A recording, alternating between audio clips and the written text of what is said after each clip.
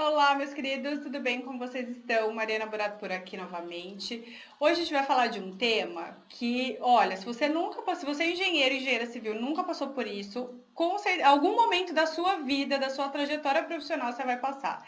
Que é quando a gente precisa reformar algum imóvel e a gente sabe que vai mexer na estrutura, mas que a gente não tem nem o projeto. A gente não tem projeto estrutural, malemar tem o projeto arquitetônico. E olha, quando tem, né, o projeto arquitetônico, o que é que a gente faz nessa hora? Né? Foi uma questão de um seguidor, então esse é um vídeo da série Mari Me Ajuda. Antes da gente falar sobre a pergunta e o que a gente faz, né, quando acontece isso, fazer meu convite, claro, aqui para vocês. Se você não é inscrito no canal, se inscreva, ative as notificações. Por aqui a gente fala sobre desenvolvimento pessoal e profissional de engenheiros, também educação e engenharia. Se você já é inscrito, meu muito obrigada. Dizer também que eu tô lá no Instagram, meu perfil é o @mariana.burato, onde eu compartilho um pouco do meu dia a dia pessoal e profissional com vocês. No link aqui no vídeo, na descrição, a gente tem link para e-book, link para o grupo do WhatsApp também, vocês podem ficar à vontade. Certo? Então vamos lá, né, gente? Ó, a pergunta aqui foi do Hudson, foi uma pergunta muito pertinente. Ele falou assim, ó, uma dúvida sobre uma situação que eu sempre me deparo. Como você procede em situações em que o cliente quer fazer uma reforma, mas a edificação não tem projeto, no máximo um arquitetônico? Mas a edificação não tem projeto, no máximo um arquitetônico? Várias vezes a reforma inclui mudanças na estrutura da edificação, o que gera essa dúvida. É uma pergunta excelente aqui do Hudson, muito obrigada. Para responder isso, a gente precisa lembrar que quando a gente vai fazer uma vistoria no imóvel, quando a gente vai conhecer o imóvel ali, né? Então, eu estou falando uma vistoria mesmo, a gente vai conhecer a primeira vez no imóvel, que a gente senta com o cliente, conversa com ele, o que vai ou não, ou até quando a gente pega o projeto arquitetônico, que isso não está representado, né? Às vezes acontece também, tá, pessoal?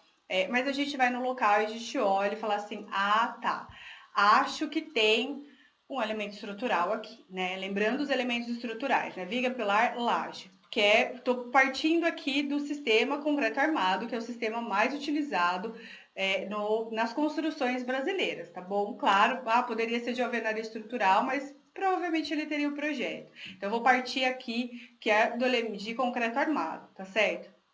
Lembrar que sempre que a gente vai ter uma vistoria, a gente tem aqueles elementos visíveis e os elementos não visíveis, tá certo? Ou até os elementos que eu até coloquei aqui, elementos não visíveis, elementos de previsão invisíveis e elementos de previsão visíveis aqui. E eu tô colocando, sempre que eu respondo o vídeo para vocês, eu faço umas anotações, tá, gente? Antes de responder. Então, eu achei isso aqui bem interessante. Então, elementos não visíveis, para a gente lembrar, né? Ou invisíveis. São aqueles elementos que estão, na maioria, na maioria das vezes estão embaixo da terra, né? Fundação. A gente não tem condição de prever como que foi a fundação, como que ela está feita, que tipo de fundação que tipo de solo onde está edificada a casa, né? Então, esse é um tipo de elemento invisível. O elemento de previsão invisível, por exemplo, poderia ser as de instalações elétricas ou hidráulicas. Por quê? Eu tenho uma torneira e tenho uma torneira, consigo ver a torneira ali, legal, um ponto, e eu consigo saber onde está o meu registro. Consigo, dependendo do local, ter uma ideia de onde está, né? Mas ainda é invisível. Né? Eu sei que existe um elemento hidráulico, um elemento elétrico ali, mas ele pode variar, né? Então, eu posso ter uma torneira aqui, gente, e um registro em cima.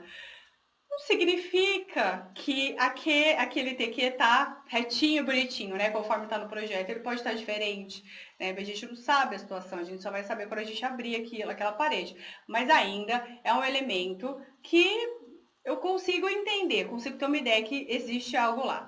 Já os elementos previsíveis, né, de previsão visíveis, embora a gente fala da estrutura, eles existem ali, a gente pode prever eles. Por quê? Porque ela só está coberta, né? O que eu tenho, na maioria das vezes? Eu tenho pilar, viga e laje, tá certo? São os elementos.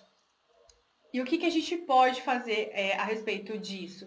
A gente pode promover um descascamento daquele local, para a gente ter certeza absoluta que ali existe um elemento estrutural. Se a gente tiver certeza absoluta, aí sim a gente toma a decisão do que fazer com aquele elemento estrutural baseado, né? O que é a edificação, qual é o tipo da reforma, valor que o cliente dispõe, tipo de risco da reforma. Ah, eu tô fazendo isso num apartamento, por exemplo. Opa, peraí, que coisa muda de figura, né? Lembra lá que o apartamento a gente tem a NBR 16280, que a gente precisa seguir, tem os riscos envolvidos no local, ali não só do apartamento, mas de toda a edificação, do seu entorno também, tá certo? Mas pensar nisso, nessa forma, porque quando a gente já tem uma ideia que ali, e, gente, enquanto engenheiros e engenheiras, a gente sempre tem uma ideia de onde pode ter esses elementos estruturais, porque isso não varia,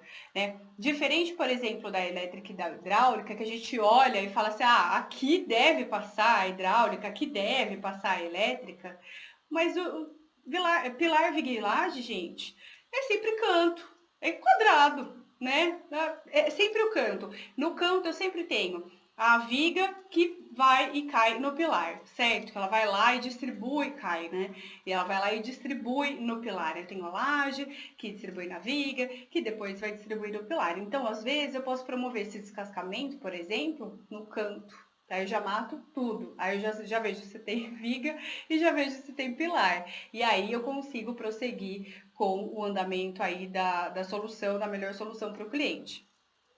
O que a gente vai fazer com aquilo, se dá para tirar ou não dá, né? Se tirar, vai ter que fazer um reforço e esse reforço custa dinheiro, né? O quanto que vai custar isso para o cliente, se ele tem verba para fazer isso ou não, ou se a gente anda com a reforma da forma pretendida ali pelo cliente, tá? Mas, Hudson, respondendo aqui a sua pergunta, geralmente eu ajo dessa forma.